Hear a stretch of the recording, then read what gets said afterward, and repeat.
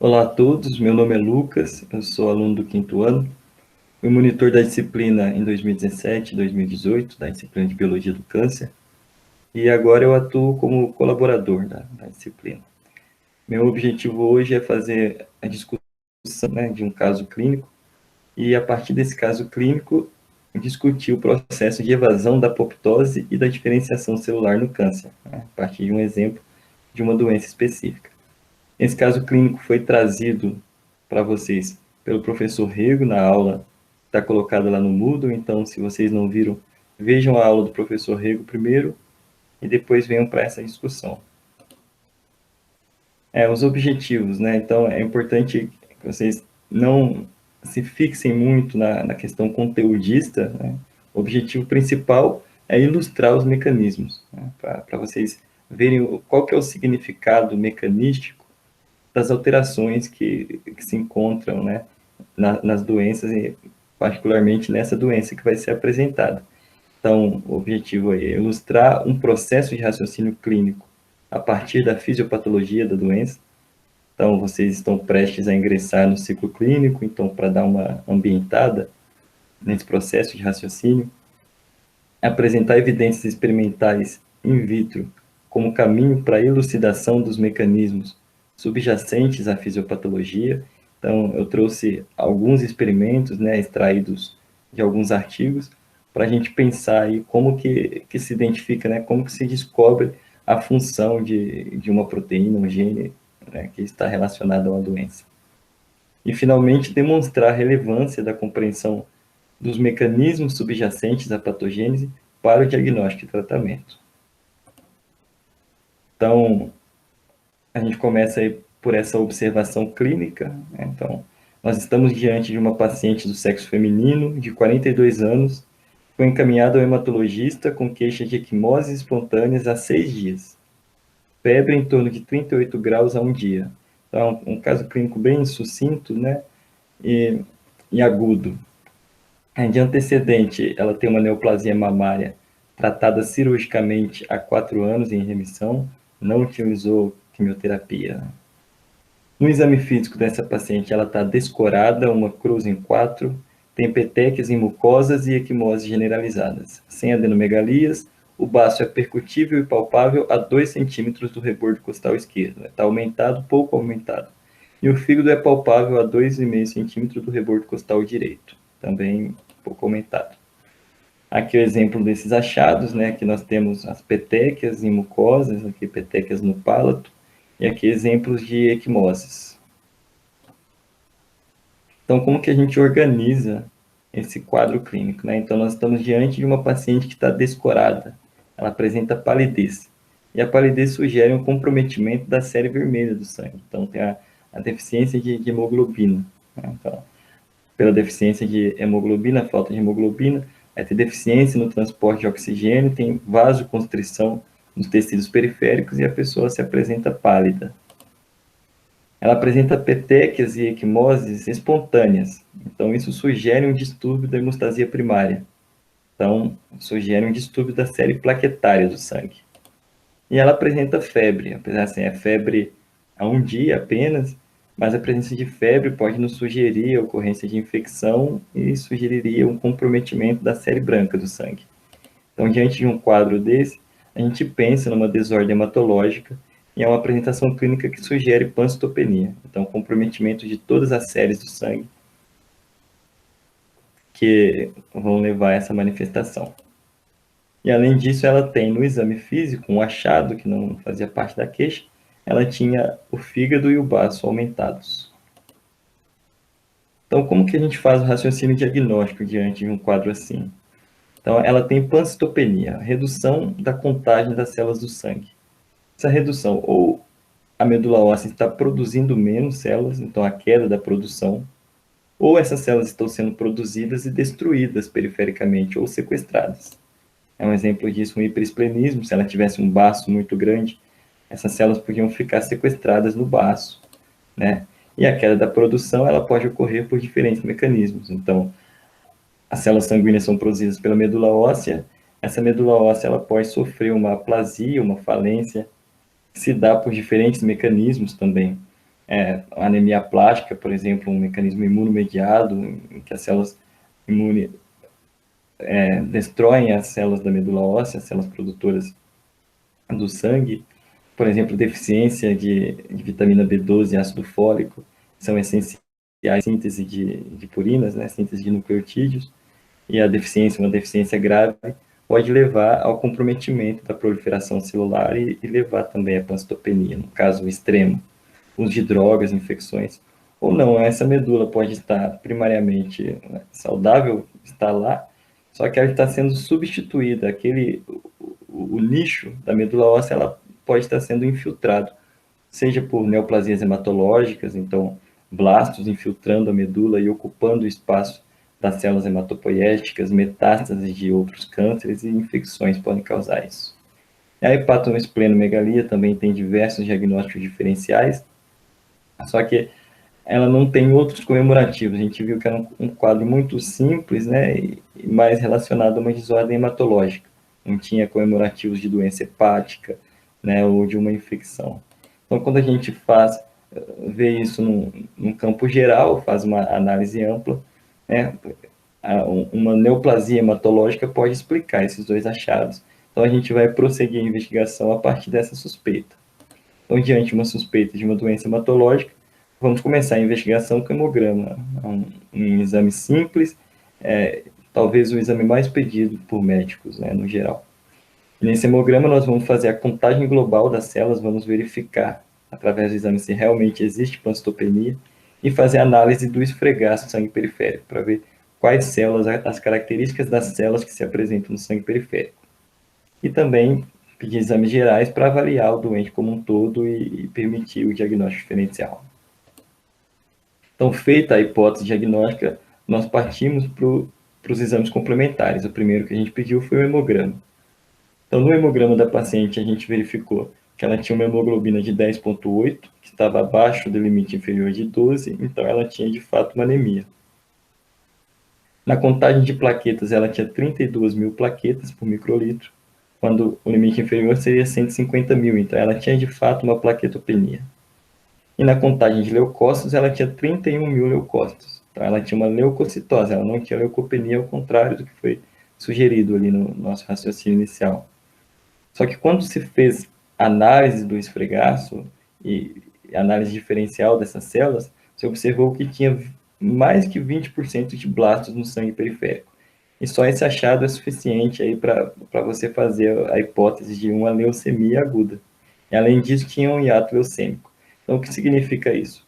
As células, né, são produzidas lá na medula óssea, são produzidos os blastos a partir da célula tronco hematopoética, como vocês viram lá na aula do professor, né, como se dá a hematopoese.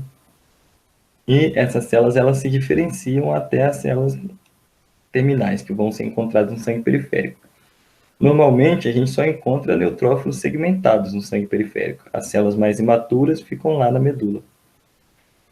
Pode ocorrer, numa situação que não seja de leucemia, por exemplo, numa infecção, de você encontrar células mais imaturas no sangue periférico, porque a infecção exige que sejam produzidas grandes quantidades de neutrófilos para combater essa infecção, e a produção está muito aumentada e começa a lançar na corrente sanguínea células mais imaturas. Você pode observar até mielócito no sangue periférico. Mas quando ocorre numa situação de infecção, esse desvio é escalonado. Você tem uma maior quantidade de segmentados, alguns mastonites, poucos metamielócitos, né? No máximo, alguns mielócitos. Na leucemia, uma leucemia aguda, ocorre um hiato leucêmico. Ocorre um acúmulo de blastos no sangue periférico. Você observa ainda, pode observar as células diferenciadas, mas não tem um desvio escalonado. Então, as células intermediárias, elas não estão presentes, mostrando que tem uma falha no processo de diferenciação celular. Então, o hiato leucêmico nos sugere muito a ocorrência de uma leucemia aguda. Outra coisa que você poderia observar no esfregaço sangue periférico, por exemplo, se encontra uma célula como essa, que poderia ser o caso dessa paciente, e aqui é um promielócito, você identifica essa célula no esfregaço, sugere muito, né, a suspeita de uma leucemia e, particularmente, a leucemia promielocítica aguda. Então, feita a hipótese de leucemia, a investigação precisa continuar, né, para caracterizar que tipo de leucemia é essa, e graduar, né, qual a gravidade e tudo mais. E aí o próximo passo que vai ser feito pelo especialista, pelo hematologista, é fazer um mielograma. Então você vai olhar na medula óssea desse paciente. Então vai fazer um aspirado da medula óssea, introduzir uma agulha, geralmente na crista ilíaca, e aspira o conteúdo e observa as características dessa medula. Então aqui a gente vê que é uma medula hipercelular, né? Então você vê que é uma aparência bastante monótona, né? Tem as células muito iguaizinhas e grande quantidade de células. Então aqui você tem uma medula hipercelular que tem mais que 20% de blastos. Esse achado fecha o diagnóstico de leucemia aguda, mas precisa prosseguir na análise dessas células para identificar qual a linhagem que é essa célula, de que tipo de leucemia se trata. Então, o próximo passo, né, é fazer a análise morfológica das células. Se você observa uma célula como essa, que tem esses achados aqui, esses chamam-se bastonetes de Auer, isso é um achado que é característico da linhagem mieloide. Então, se esses blastos que estão ocupando a medula, eles têm os bastonetes de Auer, você sabe que se trata de uma linhagem mieloide, então uma leucemia mieloide aguda. Pode prosseguir essa investigação, por exemplo, com a citoquímica, ver quais enzimas que essas células expressam. Aqui, por exemplo, ela é corada pelo Sudan Black, né, o negro de Sudão. Poderia fazer um corante para identificar mieloperoxidase, que são enzimas específicas da linhagem mieloide. Então, os blastos, pela morfologia, eles são muito parecidos, mas você consegue caracterizar através da citoquímica que se trata de um blasto de origem mieloide e não de origem linfóide, porque os blastos de origem linfóide não expressam essas enzimas, né? E a imunofenotipagem é outra coisa que se faz também para caracterizar a linhagem, onde você vai, através de citometria de fluxo, vai observar quais receptores, né, quais antígenos de superfície são expressos nessa célula. E cada linhagem expressa um conjunto próprio de receptores, e aí você consegue caracterizar e identificar de qual linhagem celular se trata. E, finalmente, para todas as leucemias, também se faz a citogenética e também, posteriormente, a genética molecular, para identificar achados, alterações moleculares e citogenéticas que são específicas em cada leucemia. No caso dessa paciente, o achado provavelmente era parecido com esse, em que você identifica uma translocação entre o cromossomo 15 e o cromossomo 17. Então, a translocação entre esses cromossomos, ela fecha o diagnóstico de uma leucemia específica, que é a leucemia promielocítica aguda. E quando você tem esse achado, mesmo se não tiver 20% de blastos na medula óssea, se for um diagnóstico mais precoce, ele já fecha o diagnóstico, porque é específico para essa doença. Então, nós estamos diante de um quadro de leucemia promielocítica aguda, através das características morfológicas, citoquímicas e citogenéticas das células dessa paciente. Rapidamente, assim, de uma forma bastante grosseira, até que esses conceitos não um pouco anacrônicos, né? Mas de uma forma geral, as leucemias, elas se dividem em leucemias agudas e crônicas, né? E você vai diferenciar elas se são de origem mieloide ou origem linfóide. No nosso caso, nós estamos lidando com uma leucemia mieloide aguda de um tipo específico, que é a leucemia promielocítica aguda. As crônicas, você tem acúmulo de células maduras, apesar de que a alteração molecular ocorre na célula-tronco, mas as células não perdem a capacidade de diferenciação. Nas leucemias agudas, elas perdem essa capacidade de diferenciação e acumulam bastante blastos. Então, esse é o caso da nossa paciente. Mas o que significa, né, ela ter essa translocação entre os cromossomos 15 e 17? A gente observa aqui os cromossomos 15 e 17. É uma translocação recíproca balanceada. Então, parte do cromossomo 15 vai para o cromossomo 17 e parte do 17 vai para o cromossomo 15. E o que isso significa? O que isso gera? No cromossomo, nessas regiões de quebra, no cromossomo 15, a gente tem, na região onde ocorre a quebra, um gene da proteína PML. E no cromossomo 17, nós temos um gene para a proteína rara. Quando ocorre essa quebra, ocorre a fusão de parte desses genes. Então, no derivativo 15, vai formar um gene de fusão, PML rara. Esse gene também vai ser traduzido numa proteína, uma proteína de fusão PML rara. E essa proteína, como a gente vai ver, tem um papel fundamental no processo de leucemogênese. Então, aqui só demonstrando que essa quebra ela pode ocorrer em diferentes pontos e formar diferentes isoformas da proteína PML rara, mas não parece ter um impacto significativo no prognóstico ou tratamento, né? Pelo menos até esse estudo aqui, publicado em 2000. Então, agora a gente vai tentar entender o mecanismo pelo qual essa proteína leva à doença e como que isso é relevante para o tratamento dessa doença. Então, a gente vai entender primeiro qual que é o papel de PML, a PML saudável, PML normal, né? A PML é uma proteína que está lá no núcleo da célula. Então, aqui a gente tem uma fotomicrografia, aqui por imunofluorescência, né, em que você usa anticorpos contra a proteína PML. Esses anticorpos que estão fusionados aí a um fluorocromo. E aí eles identificam, então, onde tem PML. E a gente pode observar aqui na fotomicrografia que a PML está difusa no nucleoplasma. Então, tem PML difundida no nucleoplasma. E ela se organiza também em pequenos corpúsculos. E quando a gente pega e vai ver mais de perto um desses corpúsculos, aqui tem uma microscopia eletrônica de transmissão, em que se usou anticorpo fusionado a uma partícula de ouro, um anticorpo contra PML, fusionado a uma partícula de ouro. Ele vai mostrar aonde está essa PML, nesse corpúsculo. Então, a gente observa aqui que a PML ela forma uma carapaça, aqui essa carapaça elétron densa, e ela se distribui dessa forma, isolando uma região interna do restante do nucleoplasma. Isso é muito interessante, se vocês se lembrarem das primeiras aulas lá de biologia celular, da importância que tem no processo de evolução a formação de regiões isoladas, onde pode ocorrer reações químicas específicas. Isso é fundamental para o surgimento da vida e para a complexidade. Então, surge as células, depois as organelas.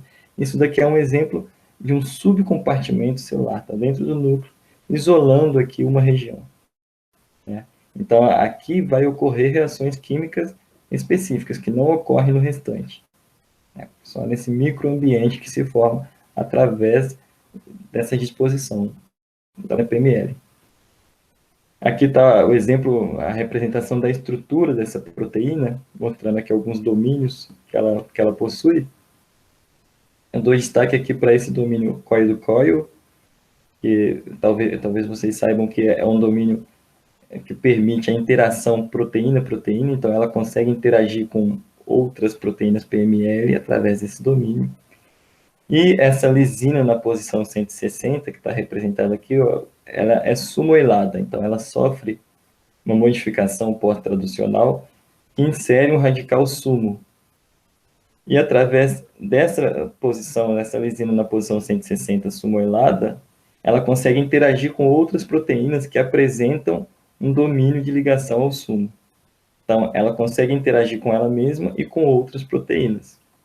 Então, olha aqui a representação de como ocorre essa disposição, essa organização dela no núcleo.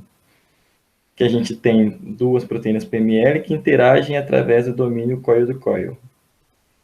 E na presença de espécies reativas de oxigênio, né, que fazem oxidação dessa região que é rica em cisteína, que forma pontes de sulfeto. Essas ligações covalentes fortes, né? Então, dessa forma, ela vai se organizando pela constituição de aminoácidos, né, por interações eletroquímicas, ela se organiza, então, formando essa carapaça que isola uma região interna.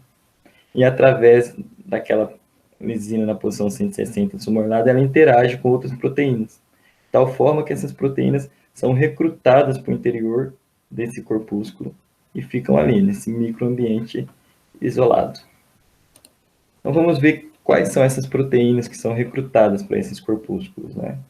Então, dou destaque aqui para a proteína P53, que acredito que vocês já devam ter visto ela muitas vezes aí ao longo do curso.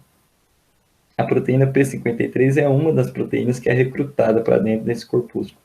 E uma vez dentro dele, ela encontra outras proteínas, como a RIPK2, que é uma proteína que uma quinase, né, que fosforila a P53, essa CBP que acetila a P53, a OBC9 que insere radicais sumo, então faz modificações pós-traducionais na proteína.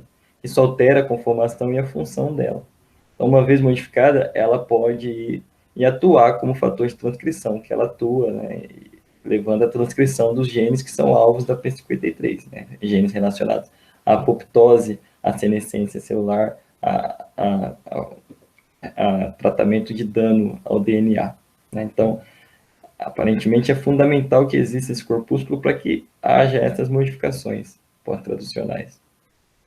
Além da P53, outras proteínas são recrutadas, né, como DAX, a própria UBC9, essa RNF4, que é uma proteína que faz poliubiquitinação de outras proteínas, né, e proteínas poliubiquitinadas são degradadas depois no proteasoma. Então, nós vimos ali a constituição, né, de um corpúsculo nuclear e vimos que a P53 está lá. Né?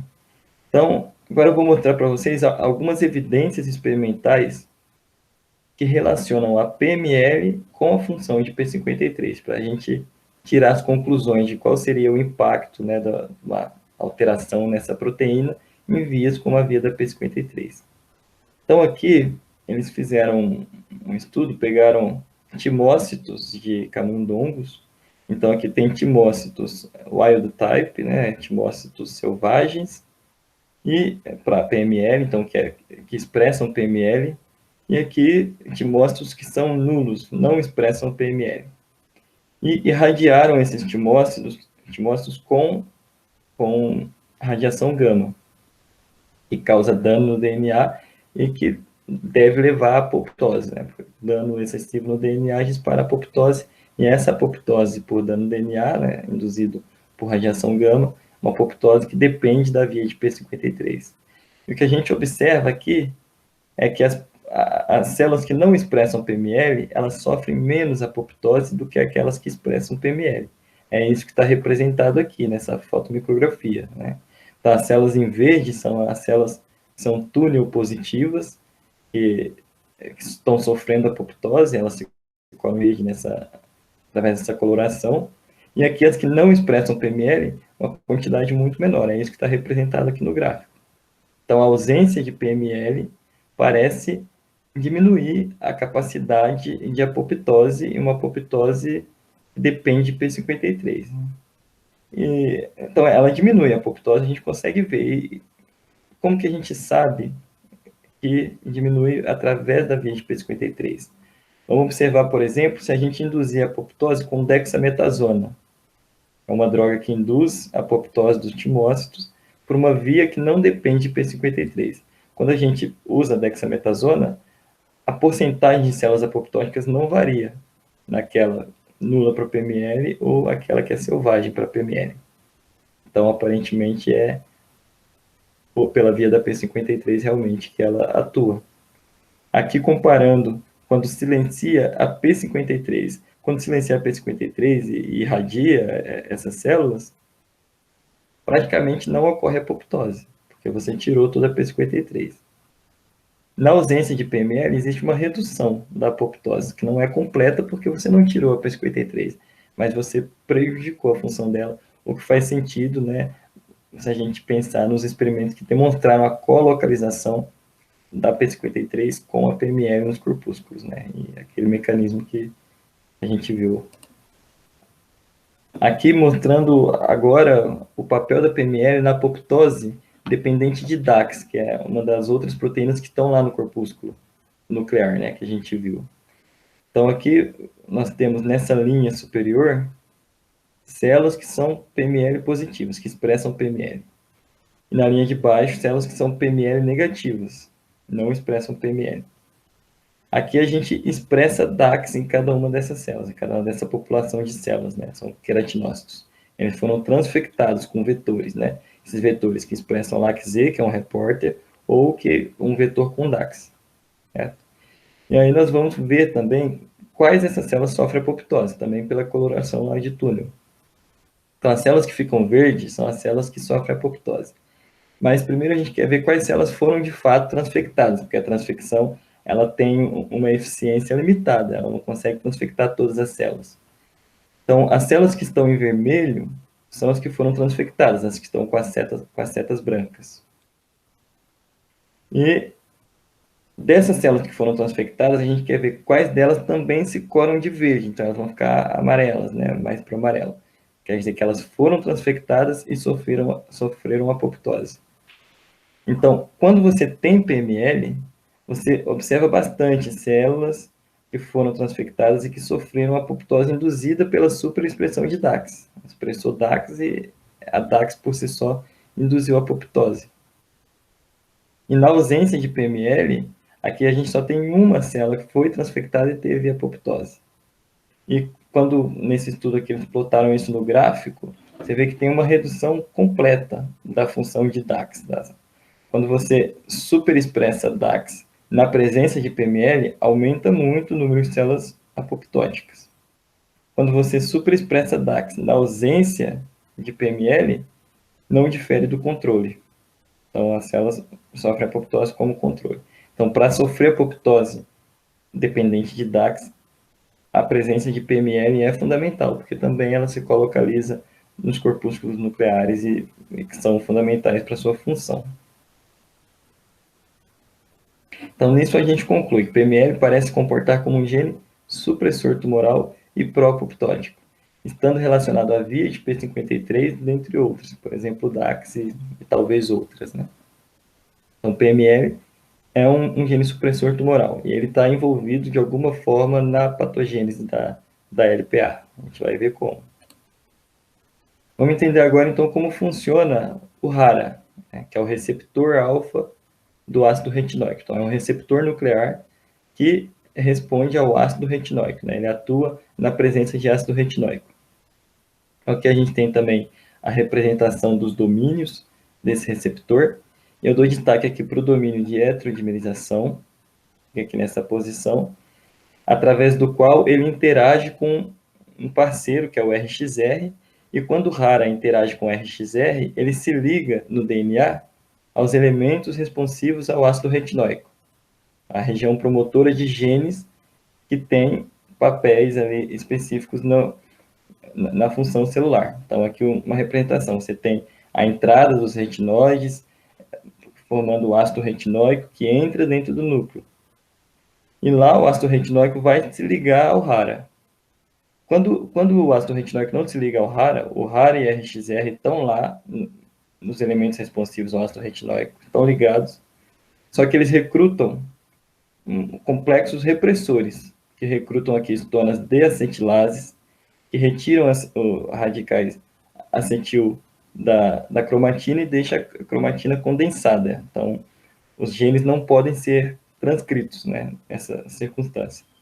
E quando o ácido retinóico se liga ao RARA, recruta complexos coativadores, recruta estonas acetilases, que deixam a cromatina frouxa, né, através da acetilação da cromatina, a acetilação das estonas, que deixa a cromatina frouxa e permite a transcrição dos genes alvo, que são genes relacionados principalmente à diferenciação celular, e esse receptor alfa está muito envolvido à diferenciação mieloide e também alguns responsáveis por apoptose e inibição do crescimento. Então, o RARA é essencial para a diferenciação mieloide. Então, o que acontece quando se forma aquela proteína híbrida, PML-RARA? Então, aqui está a representação esquemática da proteína híbrida, que se formou após a translocação cromossômica e a transcrição do gene híbrido. Então, acontece que a parte do PML que veio lá com o cromossomo 15 e a parte do RARA que veio com o cromossomo 17, eles mantêm certos domínios funcionais. Então, a parte do PML mantém o coil do coil. Então, ela vai continuar interagindo com a PML saudável que tem lá na célula, que está em heterozigose, né? Ela vai continuar interagindo com a PML. E o RARA vai continuar interagindo com o RXR. E o que acontece? Então, a PML rara, quando ela interage com o PML, aqui ó, na célula de leucemia, aqui está a célula a célula que não é de leucemia promielocítica aguda. É como a gente viu, você tem PML difuso no nucleoplasma, mas ele forma corpúsculos também, então você tem o agrupamento formando corpúsculos. E na célula de leucemia promielocítica aguda, como tem a PML, ela interage com a PML saudável e sequestra a PML saudável. E essa PML rara, ela não tem estrutura para formar corpúsculos. Então, a PML saudável, ela fica toda difusa no nucleoplasma também e não forma os corpúsculos nucleares.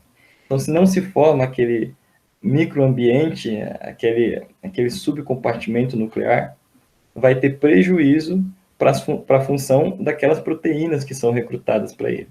Então, você vai ter um bloqueio da morte celular, da apoptose, e um bloqueio da senescência. Então, essas células, elas vão sofrer menos, né? Morte celular e menos senescência. E, ao mesmo tempo, a mesma proteína interage lá com o RXR, e quando ela vai nos elementos responsivos ao ácido retinóico, ela recruta correpressores. Então, vai deixar a cromatina densa e não vai transcrever os genes relacionados à diferenciação. Então, a presença dessa proteína híbrida no núcleo bloqueia a morte celular, a senescência e a diferenciação. E isso é o que leva, basicamente, né? Existem algumas outras alterações adicionais, mas o principal, o núcleo de toda a patogênese da doença está aqui, o bloqueio desses processos. Então, o que a gente vê é que PML rara, a proteína híbrida, mantém os domínios funcionais das proteínas parentais e interage com PML e com RXR. Assim, ela desorganiza os corpúsculos nucleares e bloqueia a transcrição dos genes alvos de rara envolvidos em diferenciação. Ela tem um duplo efeito dominante negativo. Ela vai atrapalhar tanto a função de PML como supressor tumoral e pró-apoptótico, e vai atrapalhar a função de rara na diferenciação. Então, vai ter acúmulo de blastos, né, de promielócitos, e a célula não morre e vai acumulando quantidade de aqueles promielócitos. Aqui a gente tem uma cópia, né, um print do artigo que foi publicado em 1957, que descreveu essa doença, essa leucemia promielocítica aguda. E aqui era sugerido que esse é o tipo mais maligno, a forma mais maligna de leucemia aguda, que é uma doença extremamente agressiva que, se não tratada, mata num prazo assim, de um mês, né? Porque ela causa sangramentos profusos, né? Como a nossa paciente estava apresentando sangramentos, e pode apresentar sangramentos muito mais intensos, porque causa coagulação intravascular disseminada, porque esses blastos, né, esses promielócitos, eles possuem na sua superfície a anexina 2, o estágio de maturação em que eles estão, eles expressam a anexina 2, que dispara os processos de coagulação, faz coagulação intravascular disseminada e se torna altamente fatal. Então, é uma emergência médica. O diagnóstico de leucemia promielocítica aguda exige o encaminhamento do tratamento rápido. Então, vou dar uma pincelada em como é feito o tratamento, né? Nas leucemias, em geral, o tratamento é feito com uma indução de remissão, a consolidação da remissão e a manutenção da remissão. A indução é feita no prazo de um mês. Você usa ácido altransretinóico, o ATRA, e junto com um antracíclico, né, um quimioterápico. Aí, antracíclico tem várias opções. E aí o protocolo de tratamento muda de acordo com a graduação da doença, se é uma doença de alto ou baixo risco. Isso, vocês vão ver isso no momento oportuno. Então, essa indução, o objetivo é conseguir a remissão morfológica, é induzir a diferenciação dos promielócitos e não achar mais promielócito no sangue periférico. Então, induzir a diferenciação até neutrófilo. Depois, quando se alcança a remissão morfológica, você tem a consolidação, que dura aproximadamente 3 meses, faz 3 ciclos de atra com antracíclico, ou aqui tanto o atra mais ato, que é uma droga mais nova, que eu vou apresentar para vocês também, que é muito mais específica. E aí a consolidação, você quer ver remissão molecular, você não quer ver mais a alteração molecular, né? O gene PML rara o objetivo é que ele não seja mais identificado, né? Você não consiga mais identificá-lo. E depois a manutenção, que dura aproximadamente 2 anos, em que se faz ciclos intermitentes aí de atra, metotrexato e 6-mercaptopurina. E parece que o uso de atra e ato pode até dispensar o tratamento de manutenção. Um tratamento bastante específico, bastante eficaz. Isso é controverso. Então vamos ver como funcionam essas drogas, que são drogas específicas para a doença, então são drogas direcionadas ao alvo, então baseado na fisiopatologia da doença, na presença da PML rara, essas drogas vão lá e vão atuar sobre essa proteína, destruindo e levando à cura, né? Existe a possibilidade de cura completa. Essa doença é um dos poucos exemplos de neoplasias que são potencialmente curáveis, né? Então, aqui a gente tem a PML rara, né, recrutando os correpressores, então está bloqueando a transcrição dos genes alvos de rara que estão relacionados à diferenciação, né? E aí, quando você usa o ácido all-transretinóico, em doses farmacológicas, ele força a ação de PML rara e induz a transcrição dos genes. Então, mesmo estando o RXR ligado à PML rara, na presença do ATRA, ele atua como, ele recruta coativadores e estimula a transcrição desses genes. Além disso, o ATRA também vai, através do processo de feedback negativo, vai levar à destruição de PML rara, e aí ele libera, junto com o trióxido de arsênico, o ato, ele libera PMLs selvagens, né, normais, para formar os corpúsculos, e uma vez reformados os corpúsculos, você tem ativação de P53 e das outras vias, levando, então, restaurando o processo de morte celular e de senescência. Aqui mostrando a remissão morfológica, né? Aqui você tem o acúmulo de promielócitos e dentro de 30 dias, né, aproximadamente, pode levar mais tempo, mas aqui, exemplo, em 30 dias você não vê mais os blastos e você tem as células diferenciadas no sangue periférico. E aqui o trióxido de arsênico, que é a outra droga-alvo para essa doença, que tem um papel muito específico também. O ATRA atua principalmente na porção rara, restaurando o processo de diferenciação. E o ATO atua principalmente na porção PML, restaurando os corpúsculos de PML. Então, como que funciona? O trióxido de arsênico, né, quando ele chega na célula, ele estimula a sumoilação daquela lisina 160, a polissumoilação. Então, é adicionado vários radicais sumo, e esses radicais sumo vão interagir com aquela proteína RNF4, que é uma ubiquitina ligase. Então, ela vai poliubiquitinar a própria PML, e uma vez poliubiquitinada, ela vai ser degradada em proteasoma. Isso está representado aqui nesse Western blot, em que você tem, né, inicialmente o lisado de células mostrando aqui a PML não sumoilada e uma parte sumoilada. Quando você insere o trióxido de arsênico, dentro de 1 hora, toda essa PML, praticamente toda essa PML é sumoilada. Então, é esse processo aqui, ó, entrou o trióxido de arsênico, a polissumoilação da PML, o amarelo aqui, ó.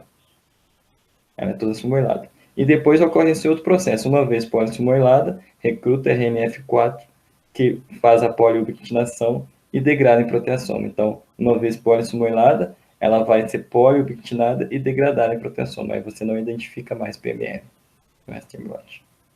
E aqui, mais uma vez, na fotomicrografia, aqui nas células de LPA, as não tratadas, que você tem lá o PML difuso no nucleoplasma, e quando você coloca o trióxido de arsênico, ela restaura os corpúsculos. E essa restauração de corpúsculo, ela é mais imediata, porque o trióxido de arsênico também induz um estresse oxidativo. Vocês viram lá no início que o estresse oxidativo leva à formação de pontes de sulfeto e a organização em corpúsculo. E além disso, degrada PML. E degrada PML rara. PML selvagem também, mas degrada PML rara. E livra as PMLs normais, sadias, do efeito dominante negativo. E isso ocorre também em células normais. Então, se você trata com trióxido de arsênico, também vai destruir PML, então diminui a quantidade de PML difuso no microplasma e aumenta o tamanho dos corpúsculos, porque forma espécies reativas de oxigênio que induzem a nucleação de PML em corpúsculos. Então, aqui fazendo uma síntese, né, dos mecanismos de ação dessas duas drogas, que são drogas alvo direcionadas, não são quimioterápicas, têm um perfil de efeito colateral muito menor, podem ser dados por via oral, então melhora muito o tratamento do paciente. Então, aqui você tem o PML rara. Na porção PML, vai agir o trióxido de arsênico.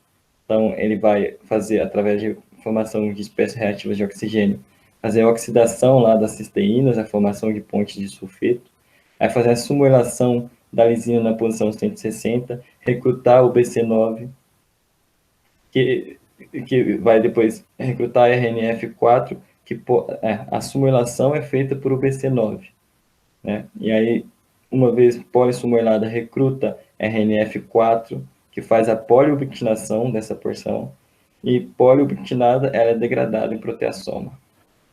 E aqui o rara, ele se liga na porção, o atra se liga na porção rara e força a transcrição dos genes, né? Mesmo estando PML rara, força a transcrição dos genes de diferenciação, e também, depois, por mecanismo de feedback, ele é poliubiquitinado e sofre degradação também. Então, a destruição da PML rara livra a célula, né, as outras proteínas do efeito dominante negativo, e o processo de morte celular, demonstrado aqui, ó, PML, degrada a PML rara, reforma os corpúsculos, ativa a P53 e outras vias, e aí restaura a senescência, restaura a apoptose e leva à cura da doença. A gente tem o gráfico mostrando aqui a probabilidade de sobrevivência livre de eventos, a probabilidade de sobrevivência geral, probabilidade de sobrevivência livre de doença e a probabilidade de relapso, mostrando aqui o atra com o ato, né, o atra e o trióxido de arsênico, mostrando uma taxa de cura de quase 100%, né? E o atra com a quimioterapia, que é o tratamento padrão aqui no Brasil, também tem uma resposta muito boa e pode cura a maior parte dos doentes. Então, uma resposta brilhante para uma doença que era fatal em torno de semanas. Então, é uma demonstração aí muito bonita do potencial de tratamentos alvo direcionados. Então, como conclusões, a gente tem que uma translocação cromossômica, a translocação 15-17, é o evento desencadeante do processo de leucemogênese na LPA, na imensa maioria dos casos, levando à formação de um gene híbrido. Então, esse é o processo. Vocês já viram outros mecanismos que levam ou a leucemogênese ou a carcinogênese em geral. Então, pode ser por mutação em oncogenes, não, mutações ativadoras em proto-oncogenes, mutações silenciadoras, né, perda de supressores tumorais. Aqui você tem uma translocação cromossômica formando um gene híbrido que tem uma função dominante negativa, né? Então, é um outro mecanismo de leucemogênese, no caso. O produto proteico desse gene híbrido, a oncoproteína primária rara, exerce um efeito dominante negativo sobre os produtos dos alelos não translocados, levando ao bloqueio dos processos de diferenciação, senescência e apoptose induzido por eles. Atra e ato atuam sobre a oncoproteína primária rara, levando à sua degradação proteolítica via proteasoma, livrando o PML rara do efeito dominante negativo e restaurando os processos de diferenciação, senescência e apoptose. O tratamento com atra e ato na LPA representa um paradigma da cura baseada na oncoproteína, sendo uma terapia não citotóxica que mudou radicalmente o prognóstico dessa doença, antes rapidamente fatal. E uma outra mensagem é que induzir a diferenciação celular é também uma das armas potenciais no arsenal anticâncer. Então, a gente sabe que a fuga da diferenciação celular, né, permanecer no estado indiferenciado, é uma característica do câncer, né? E induzir a diferenciação tem um papel em outros cânceres também, e é uma área que se estuda bastante também atualmente. Tem algumas referências, lá no Moodle tem 2 artigos de revisão que fazem a síntese aí do que a gente conversou. Muito obrigado, estou à disposição. Qualquer dúvida pode mandar para esse e-mail. Essa daqui é a minha cachorrinha Shira, que alguns de vocês devem conhecer. Cachorra muito simpática e quando quiserem podem me visitá-la aqui na Havana Aguila. Um abraço.